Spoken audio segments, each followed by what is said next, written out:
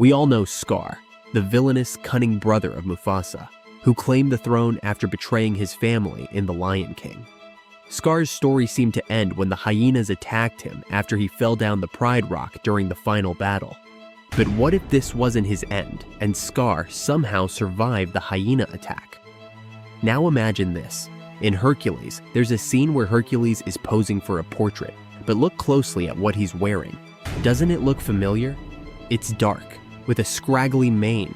That's right, it's Scar. How did Scar survive the hyenas? How did he end up being hunted by Hercules? And what did the Disney animators have to say about this theory? Get ready, because the truth about Scar's death is about to change everything you thought you knew. Let's start with the moment Scar's fate seemingly ends. In The Lion King, during the famous final battle on Pride Rock, Scar fights Simba one-on-one, and when he realizes he's going to lose the battle, he tries to put the blame on the hyenas and tells Simba that the hyenas are the real enemies and that it was their idea. But Simba doesn't believe him. He gives Scar the chance to run away, but Scar refuses, and eventually Simba throws him off the Pride Rock. Once he was down, he got cornered in the flames by the hyenas, who were always his most loyal companions. Shenzi, Bonsai, and the others, who were angry at Scar for trying to betray them. The tension rises as the hyenas surround him, their eyes narrowing with anger. Scar, ever the master manipulator, tries to talk his way out of the situation, but this time he fails. Shenzi gives a chilling response. "We're not stupid, we heard what you said."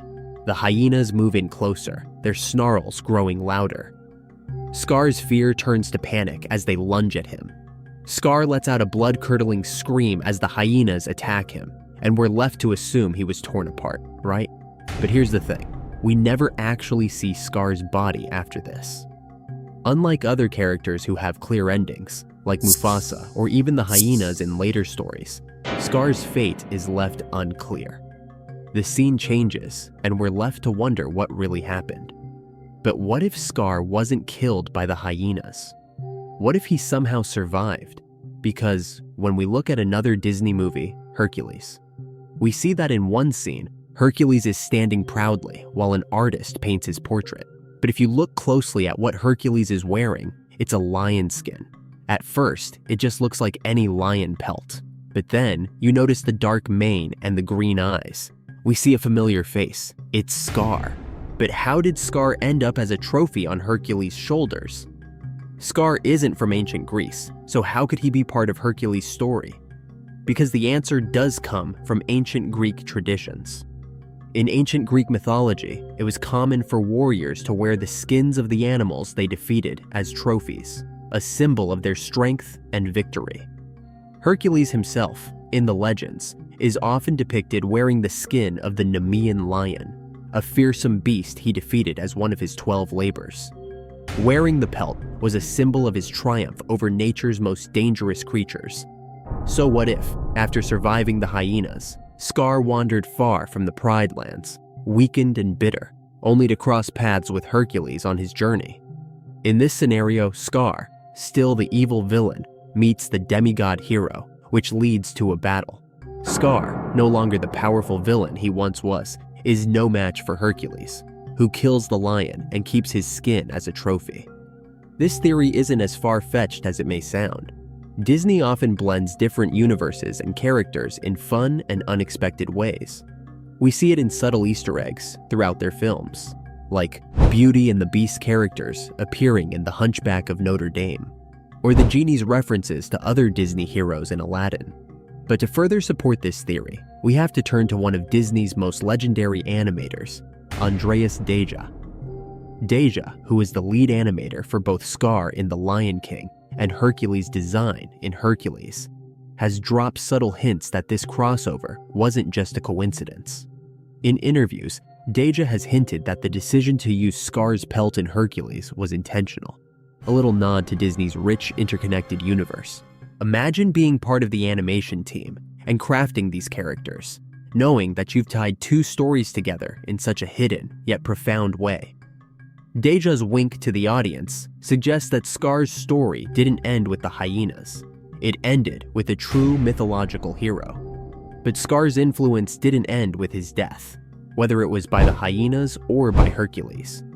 His legacy lives on, not only in the Pride Lands, but also through the Outlanders. In the Lion Guard, we learn that Scar's spirit didn't simply fade after his physical death. His return as a fiery spirit is a direct result of the deep anger and hatred he held onto in life. This powerful negative energy allowed him to persist in the spirit world, waiting for the right moment to make his comeback. Scar's return was triggered during a dark moment of the Lion Guard series, when the Cobra Ushari and the hyena Janja decide to summon Scar's spirit to help them defeat Simba and the new Lion Guard. To bring Scar back, Ushari performs an ancient ritual in a volcano, using the powerful flames to contact Scar in the spirit world. In this ritual, Kion's roar, the roar of the elders, was also used, accidentally giving Scar the power to return. The roar acted as a bridge between the living and the spirit world, and the fiery environment of the volcano gave Scar a new form to inhabit, a burning, ghostly figure surrounded by flames. But how was Scar actually able to return in such a powerful, fearsome form? What if the reason lies in how he died? If Scar had been killed by the hyenas, it would have been a simple earthly end. He would have perished in betrayal and flames, like so many other fallen villains.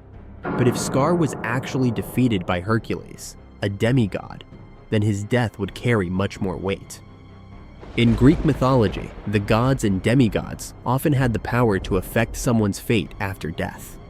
So that's how Scar's spirit might have become more powerful. Because Hercules is a half-god, his killing of Scar could have left a supernatural mark on Scar's soul, allowing him to return in a form that no ordinary lion could ever achieve. It also explains why his legacy is so enduring. He didn't just die in a pit of fire and betrayal. He was felled by one of the greatest heroes in history. Therefore, Scar's fate may not be as simple as it seemed. While we all thought the hyenas had finished him off, it turns out there could be more to his story. After the fiery chaos at Pride Rock, Scar wandered into the world of gods and heroes, only to meet his end at the hands of Hercules, who claimed his pelt as a trophy. His story, intertwined with myth and legend, makes him not just a villain of the savannah, but a part of something much bigger. As we rewatch these classic Disney films, we can now see Scar's story in a new light. And with Andreas Deja's subtle confirmation, this theory brings the worlds of the Lion King and Hercules together in a way we've never imagined before. Now, the next time you see Hercules posing proudly in that lion pelt, you'll know it's not just any lion draped over his shoulders. That's Scar, the cunning, ambitious villain who met his true end, not in the jaws of hyenas, but in the hands of a god. So, what do you think really happened to Scar? Could he have survived the hyenas and met his end at the hands of Hercules? Or was his fate sealed back at Pride Rock? Let me know your thoughts in the comments below, and hit the notification bell for more theories of the Pride Lands.